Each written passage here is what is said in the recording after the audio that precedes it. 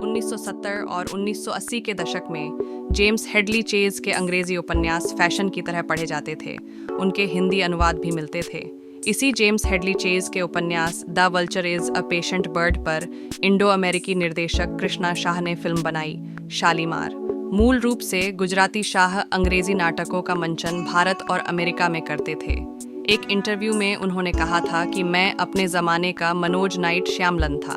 वह संभवतः पहले भारतीय थे जिन्हें हॉलीवुड और बॉलीवुड के कलाकारों को साथ लेकर फिल्म बनाई। लेकिन बेहद बड़े बजट में बनी फिल्म ढेर सारे प्रचार प्रसार के बावजूद फ्लॉप रही। न हिंदी में चली और न अंग्रेजी में। लेकिन जब 1999 में वीडियो और डीवीडी का दौर आया तो शालीमार को खूब देखा गया।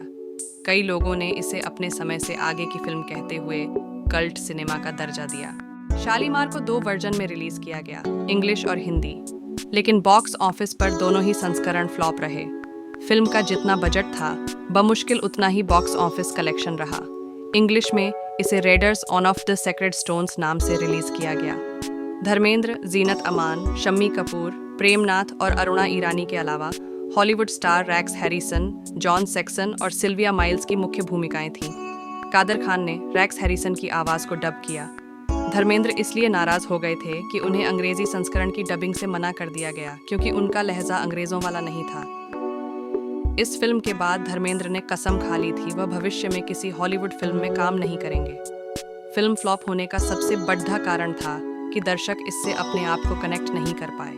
हालांकि हॉलीवुड के जितने भी स्टार्स थे किसी के भी डायलॉग इंग्लिश में नहीं थे, उनके डायलॉग्स हिंदी में डब किए।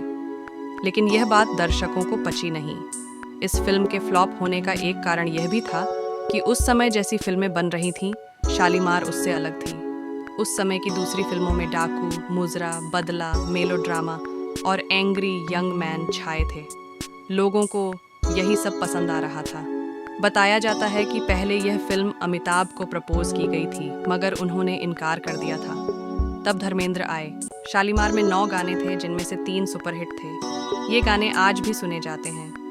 हम बेवफा बिल्कुल न थे, आईना वही रहता है और 1 2 च चे। इस फिल्म में आखिरी बार शम्मी कपूर पर मोहम्मद रफ़ी की आवाज़ फिल्माई गई थी।